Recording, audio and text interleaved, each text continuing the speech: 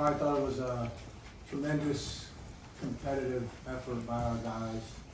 We started off defensively, we weren't getting some things done, and then settled into what we wanted to do defensively, changed things up a little bit in the second half with some zone, and then continued to play well and share the ball offensively. Normally you'll see a dip on one side of things, maybe your defense picks up, but then you can't make shots. But we stayed pretty consistent with our offense too, and so that led to a pretty good performance against an extremely well coached and talented team that knows who they are, they know what they do well, and they do a good job of doing those things. So I was impressed with our ability to counteract that stuff. Questions? Lamont, he hit 7 of the first 10 threes, and then Yeah. 7 of the first 8 field goals. Not really a team that emphasized the three. Is that just something that they were hitting the shots, or Yeah. how did you feel about team's defense? There were some of our mistakes were in there for sure, but I thought to myself at one point it clearly was in their plan to come out and fling it. They got good shooters, and so maybe rather than moving the ball around for 20 seconds and not sure what you get, if you get one, you let it fly, and they did. I'm not in their locker room, but it seemed like that's what they were saying, and they were aggressive to shoot. And we were late with some hands up. We made a couple mistakes on some switching, just a couple, but I'd say the vast majority of it is credit to them. They raised up with great confidence and shot some aggressive threes right in our face sometimes, and so that was a little bit different than what they had been doing. But again, they settled down a little bit. I think they were still 8 for 19 or something like that in the first half on threes, and then it started to settle down a little bit. But I think we also played in a way where they weren't taking as many threes as well. Alex, in the front. You mentioned earlier you were possibly playing some zone and you kind of moved to that 1-3-1. How'd you see that kind of effect? Yeah, it was great. It was great for us. They drive so aggressively, and then once they get to where they're going with the drive, they pivot and make strong moves, and then they got a big monster down there ducking in, and so it's hard, honestly. It puts you in a tough position, and I thought just by going to the zone, they were less aggressive in terms of driving. We have some built-in, there's two things that we have built in to when we play zone against a team that drives. You have built-in support system, right? And then you have a built-in like extension of your defense, which makes passing lanes seem not quite as available, just if you have length. Zach does a great job over the top, Colin's great in the middle. Josh did a really good job down there at the bottom of it. And, when we run that lineup, we got pretty good length and size. Tuan at 6'4" on one of the wings. So I thought the zone, moving to the zone was impactful. Alan? Josh and Colin both had big scoring days, held Chiwa to I think 5 points. What was your overall assessment of how your team kind of played inside today? Yeah, I thought it was great. We did a much better job in this game. It was part of our game plan. It was part of our game plan last time too, so I don't want to make it sound like I'm some sort of genius, but because Lord knows I'm not. But we did a better job of attacking the ball screen to the roller, and then he had to make some plays. So oftentimes you saw Josh or Colin in particular, or BJ even sometimes at the top of the free throw line area with the ball, and he had to make a play. And those guys did a good job of finding each other. I think we just did a better job even of getting out of the ball screen and finding the rollers.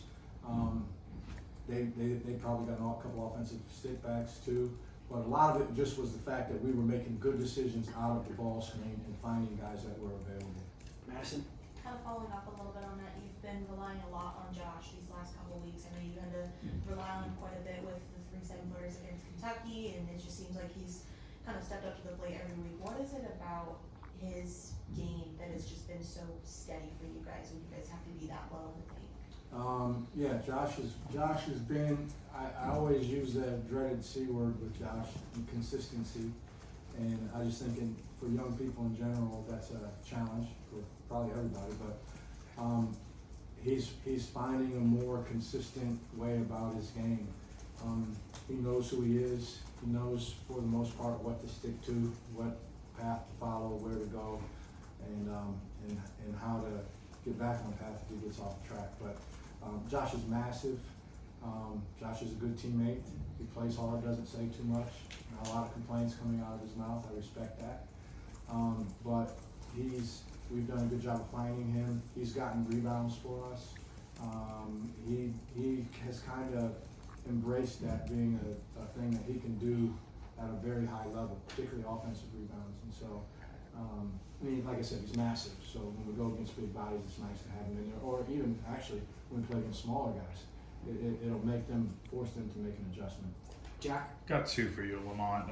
Starting with BJ, I noticed he had a lot less minutes than some of the other starters on the floor. I think he only had 18 and 8 in the second half. What was kind of the decision with that? Just the way I played longer stretches, as I always do. Yeah. This is not a change in anything that I do. I play longer stretches with the group that's playing the best out there at that particular time. Especially on the defensive end, a lot of times I'll make some adjustments based on what's happening defensively, typically.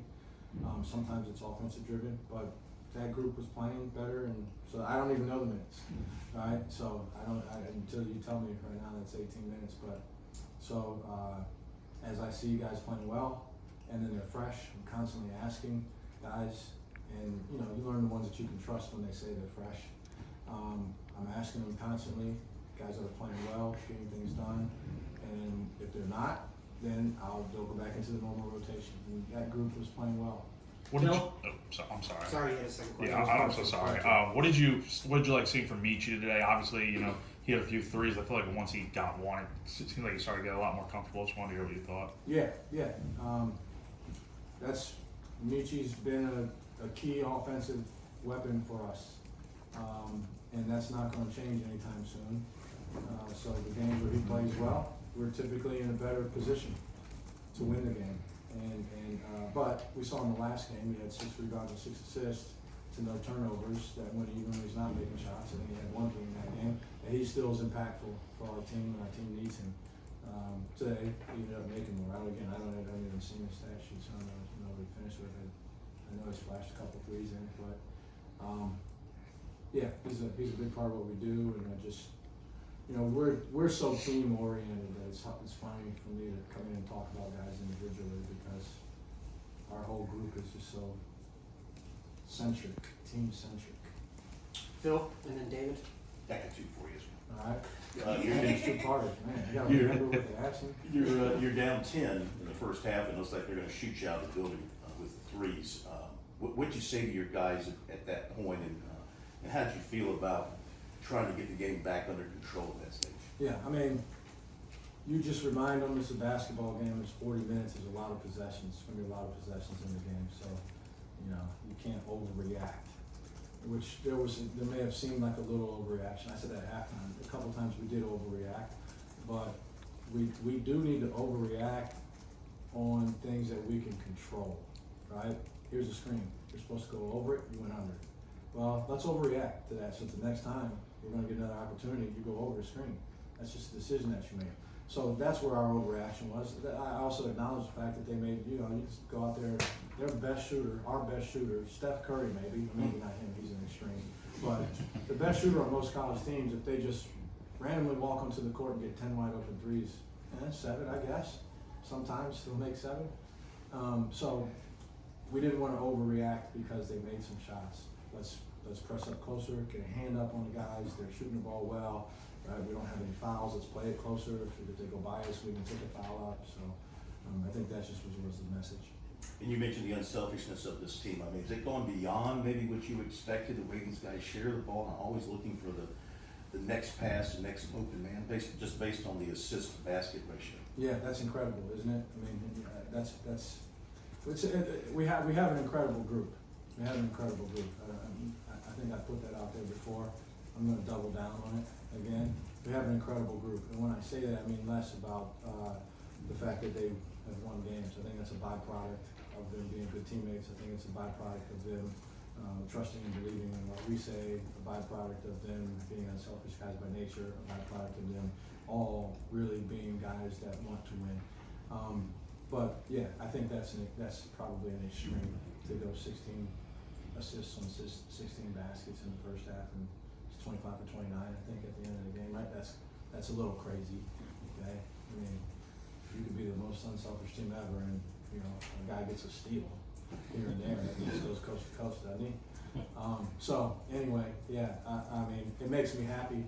It makes me happy. I love this group of guys. They're just they're a good group of guys. They're fun to be around. They're great to be around, and clearly they're unselfish. Last question, David. Lamont, a little bit of a history lesson. This is your fifth straight SEC win. The program's only done that 4 other times in its entire history in the league. All 4 of those times they made the NCAA tournament. Now that you know that, It's a factual reaction? statement. Yeah. Yeah. Facts. Facts. Okay. Yes. I'm not disputing facts. I'm not in the business of disputing facts. But, you know, we talk about the NCAA tournament. We're halfway through the league. You know, we're halfway through. It's a goal of ours. Each and every single guy. And everybody around us. So, we don't shy away from trying to pretend that it's not something out there that we want to do.